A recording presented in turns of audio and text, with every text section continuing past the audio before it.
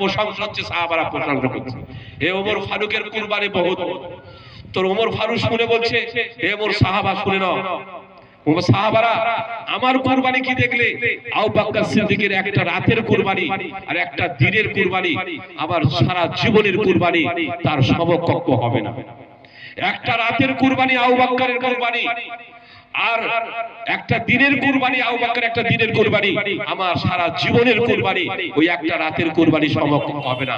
কত কুরবানি দিয়েছেন এই দিনের জন্য, যে তারা দিনের জন্য কত কুরবানি, আমরা কি কুরবানি দিয়েছি একটু ভাবি শুধু অন্তর থেকে, আমরা কি কুরবানি করেছি একটু ভাবি।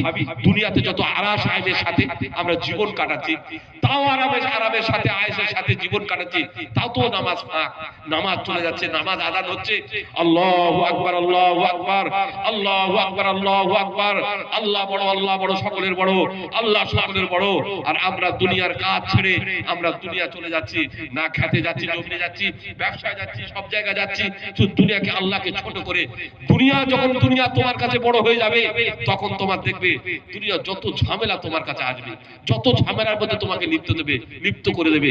ওই জন্য দুনিয়াকে তোমরা প্রাধান্য দিতে হবে না।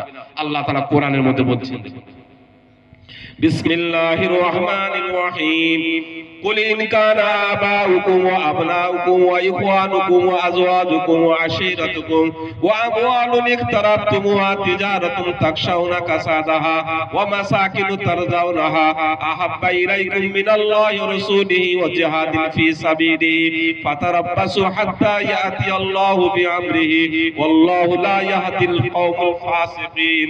الله تعالى আবার বলছেন, والذين آمنوا أشد حبا لله, ঈমানওয়ালা ওরা যারা নিজের জানের থেকে প্রাণের থেকে আল্লাহকে মহব্বত করে, ঈমানওয়ালা ওরা। কুলিন কানা আবাউকুম ওয়া আবনাউকুম ওয়া ইখওয়ানুকুম ওয়া আজওয়াজুকুম ওয়া আশিরাতুকুম ওয়া আমওয়ালুন ইকতারাফতুমুহা তিজারাতুন তাখশাউনা কাসাদা ওয়া মাসাকিনু তারজাউনাহা আহাব্বা ইলাইকুম মিনাল্লাহি ওয়া রাসূলিহি ওয়া জিহাদিন ফি সাবিলিহি ফাতারাব্বাসু হাত্তা ইয়াতিয়াল্লাহু বিআমরিহি ওয়াল্লাহু লা ইয়াহদিল কওমাল ফাসিকিন। কুলিন কানা আবাকুম, তোমার পিতা থেকে। এই তিনটে মহব্বত, তোমার আটটার মহব্বত যেন মুকাদ্দাম না হয়, এই তিনটে মহব্বত তোমার কাছে আগে হয়। এক নম্বর কথা কি? আল্লাহর মহব্বত তোমার কাছে আগে হবে, রাসূলের মহব্বত তোমার কাছে আগে হবে, আর তারপর আল্লাহর রাস্তায় জিহাদের মহব্বত তোমার কাছে মুকাদ্দাম থাকবে।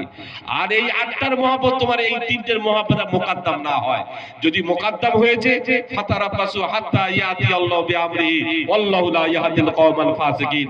বলছে তার তার তার মানে তার সমস্যা আসবে, তার কাছে অনেক আযাবও আসবে, আর আল্লাহ ফাসিকদের রাস্তা দেখান না।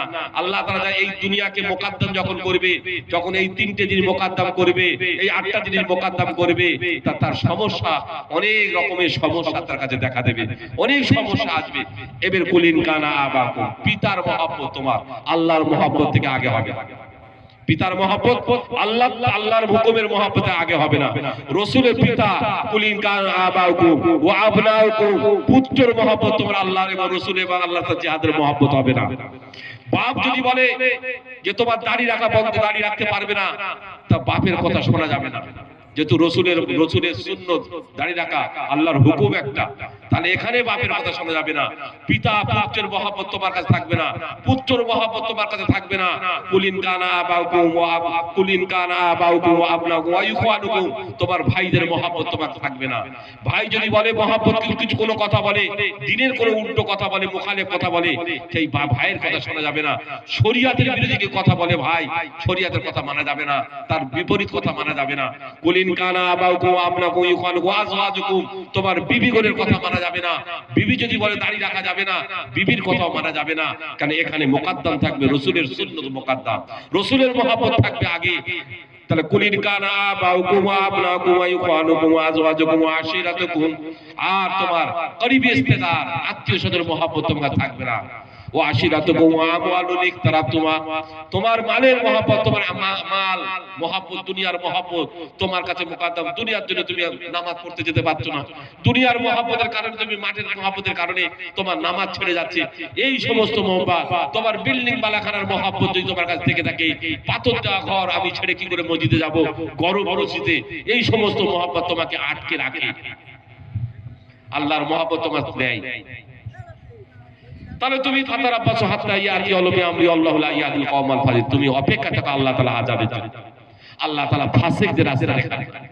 সেই মহতন্দস্ত বুজুর্গ, এই মহব্বত আল্লাহর মহব্বত দিতে থাকবে। দুনিয়া একদিন ধ্বংস হয়ে যাবে জি, এই দুনিয়া থাকবে না। আবু যার রাদিয়াল্লাহু তাআলা উনি আমার নাম শুনেছি, আবু যার রাদিয়াল্লাহু তাআলা বহুত বড় প্রমুখ জলিল কদর সাহাবা ছিলেন, তারা মৃত্যু জঙ্গলে হয়েছিল। এই দুনিয়া যখন আল্লাহ রাসূল বলছে আর ইয়া রাসূলুল্লাহ ইয়া হাবিবাল্লাহ, যদি মক্কাওয়ালারা আমাকে তাড়িয়ে দেয়, মদিনায় চলে যাব, মদিনাতে অমুক জায়গায় চলে যাব, তারপরে জঙ্গলে ওনার মৃত্যু হয়ে যায়।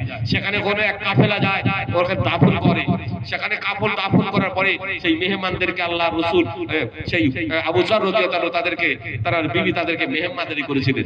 সেখান থেকে মেহমানদারি নামাজ, মেহমানদারি তাদেরকে মেহমানদারি করার কারণে তারা